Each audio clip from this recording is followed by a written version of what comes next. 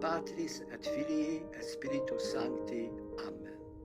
Laudetur Jesus Christus。你承受永生所欠缺的一件事，就是停止得罪聖靈。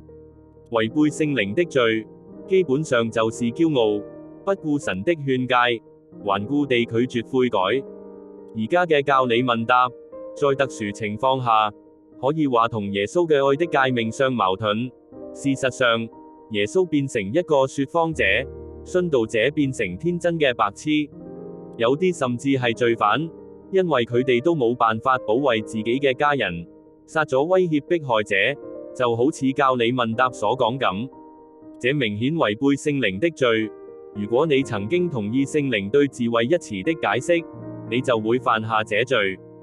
所以悔改，譴責他，然後活下去。願耶穌聖心同童貞瑪利亞無沾聖心保佑我哋，保護我哋。阿門。